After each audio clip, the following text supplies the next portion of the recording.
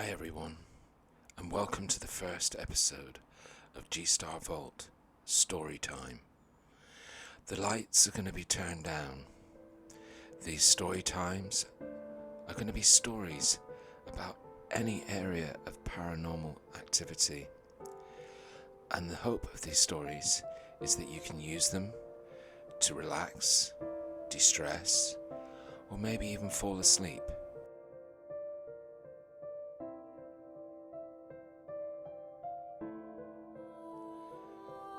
However, before you fall asleep, please don't forget to like, subscribe, and click that notification bell.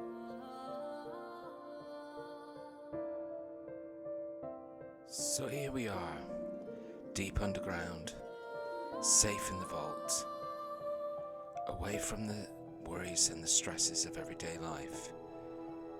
Let's escape into our first story. And our first story is about Meninblack. Now we need to forget the Meninblack movies starring Tommy Lee Jones and Will Smith, with their jokey CGI aliens, oversized plasma guns, and facile plots. These films represent a missed opportunity to examine a genuine phenomenon, a bizarre central theme that runs throughout UFO lore. Many of these reports are so fantastic that they are beyond any frame of reference, and will naturally produce little more than disbelief. Now, before I tell you the story of the very first, or one of the first ever documented cases involving the very mysterious and sinister Men in Black, I need to take you back to July 1947 and a case that's called UFDS, which stands for Unidentified Flying Donuts, the strange case of the Maury Island affair. Maury Island is a peninsula in Vacheron Island in the Purgot Sound near Tacoma, Washington. On Monday, 21st of July 1947, a few days before Kenneth Arnold made the news, a less celebrated yet uncanny event was experienced by a proficient sailor. Harold A. Dahl, his dog, and his 15-year-old son Charles, who were out in their boat patrolling the Sound.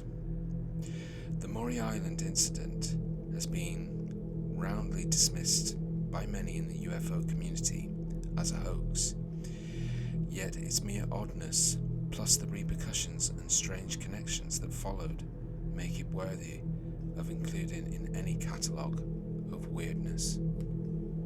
Dahl and his boss, Fred Grissom, salvaged driftwood floating in the sea in Puget Sound, helping to keep the waterways clear, and sold the salvaged timber to make a living.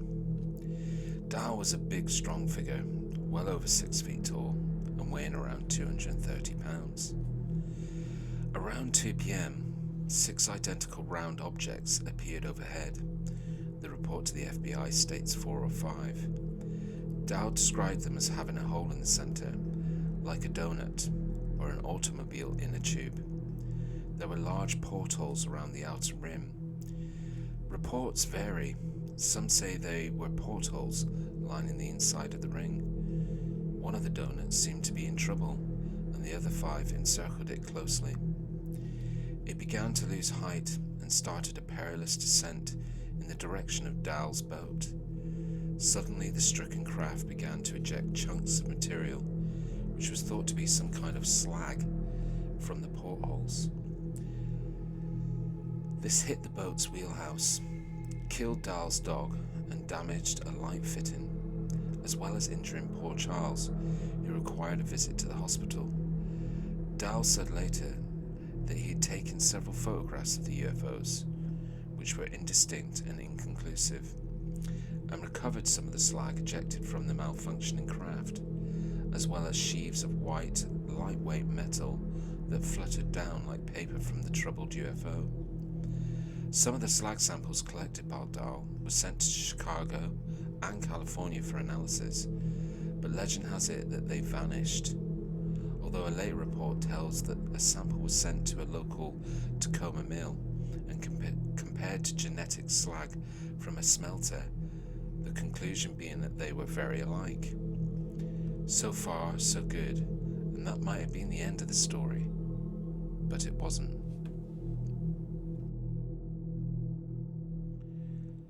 The next morning, Tuesday the 22nd of July 1947, Dahl claimed that a man dressed in a black suit, who he thought to be from the government, arrived at his house in a new 1947 Buick. This noir-clad visitor, the precursor to a sinister new cast of UFO characters, invited him to have breakfast at a local diner. It seems odd that one would go off at breakfast to eat with a complete stranger, but Dahl accepted. The man in black knew all about his Maury Island Incident and discussed it with Dahl, but the breakfast was rounded off with an ominous, veiled warning. Dahl realized that his visitor was issuing a threat and that there might be forbidding consequences for him and his family if he continued to talk about the flying donuts. Those who have experienced a visit from the Men in Black over the past 50 years or so are taken aback by the depth and the detailed information they seem to possess about you, your family, and the incident in which you were involved. This leaves people with an uncomfortable feeling that they have been under surveillance for a long time. There are apparently two types of these bizarre characters. There is the hail fellow well-met type, who seems to take things lightly and enjoy a laugh, yet others seem furtive and threatening. A high percentage of reports about Men in Black describe them as being thin, often olive-skinned and Asian in appearance. Some are completely bald with no eyebrows and seem to be unfamiliar with commonplace items such as cutlery, pens, and even various foods. Others have a habit of using odd acronyms, decades out of date. Whichever kind one meets, however, it appears that their mission is clear: to tell you to stay quiet about your experience, or even convince you that you've not had an experience at all. So who are these sinister callers? Often they will show some form of identity, claiming to be from some organizations such as the CIA, the FBI, or the Air Force, whilst telling you that their job is to inquire about your UFO experience for research purposes. Yet they are frequently threatening. What usually happens is that even when those who have been graced by the Men in Black contact the organization they claim to come from to verify their identity, the answer comes back that no such person exists, and sometimes that they did once exist but are now deceased. So if you have a serious UFO experience, listen for the doorbell. It may be your turn next. We'll delve further into the Men in Black mystery later. Meanwhile, let's get back to the Maury Island Incident and Harold Dahl. Now it gets weirder. After breakfast with that man in black, Dahl began putting it around that his reported sighting had been a hoax. He would later retract this, stating that his circulating of the hoax story was to protect his family. Later, for example, his son Charles left home and went to live in the wilds of Montana. Although he may just have been an adventurous soul, according to other researchers such as John Keel in his book of Our Haunted Planet, Dahl himself disappeared shortly after being interviewed by none other than the flying saucer man himself.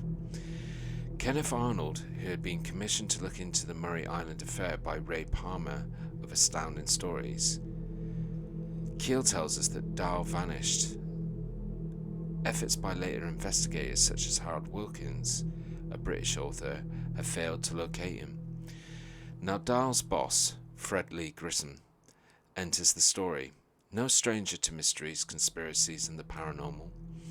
Grissom had already appeared in a sci-fi pulp magazine and spent years peddling his story that he had encountered an underground race of aliens called the Deros, short for dimensional robots.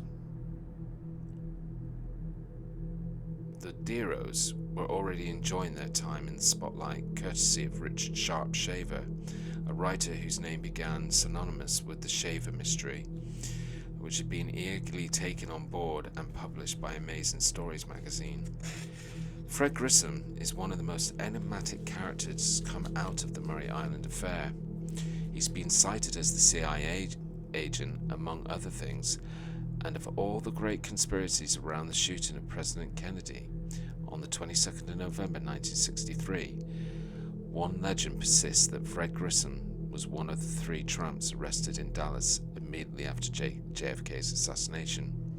Some even suggest that he was one of the men on the grassy knoll. Yet official records say different. The tramps are listed by some JFK theorists as Harold Doyle, John Gidney, and Gus Abrams. Others state they were Charles C. Holt, Charles Harrelson, and Charles Rogers. Their story was that they were arrested immediately after the assassination. So why does Grissom's name crop up? Their arrest records exist, with then and now photographs and positive IDs for all 3. Let's just stop a moment and examine what we have so far.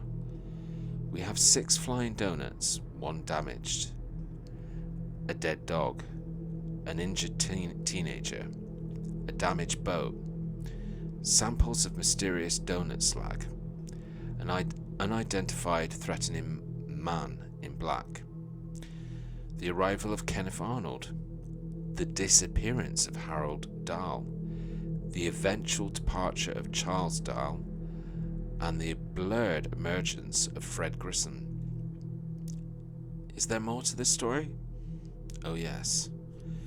Tacoma reporter Paul Lance, who helped Kenneth Arnold with his investigation, died shortly after the event. Next, we have a crashed plane, and despite what others have attempted to establish about Grissom, Britain's most respected UFO expert Timothy Good provides more information in his 2007 book, Need to Know.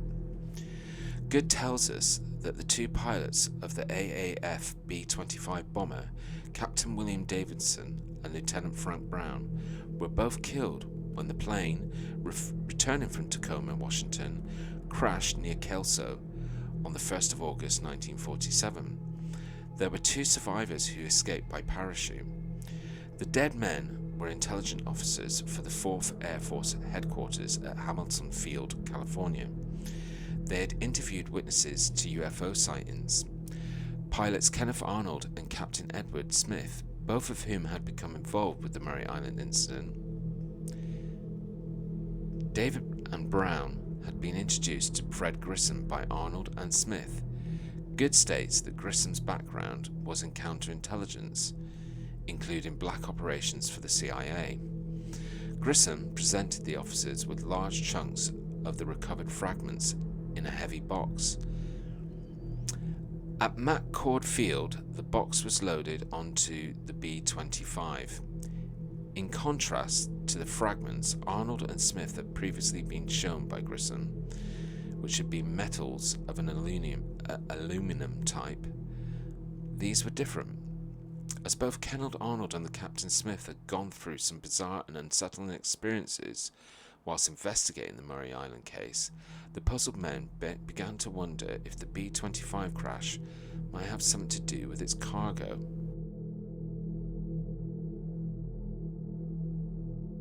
Another persistent tale is that Grissom was subpoenaed to attend as a witness by New Orleans Attorney General Jim Garrison in the trial of Clay Shaw, the only man ever to be tried for the assassination of JFK.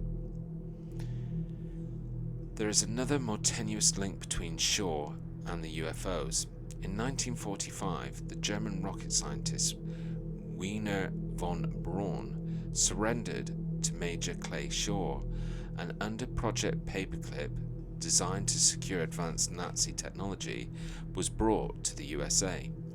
Some believe that the flying saucers seen over Maury Island were creations of the Alliance, and that this conspiracy went on to engineer the death of JFK, fake moon landings, and create bogus aliens.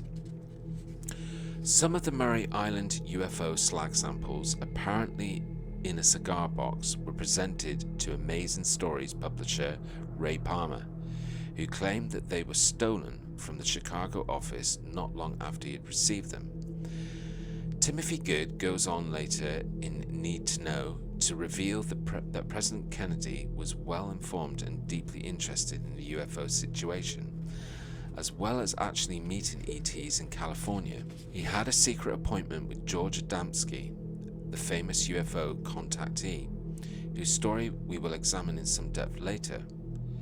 So, whatever we think about the Maury Island incident, hoary old chestnut, genuine sighting, hoax, myth, legend, if we consider its strange connections, when it comes to conspiracies, you certainly got the value of money with the enigmatic Mr. Grissom and the Men in Black.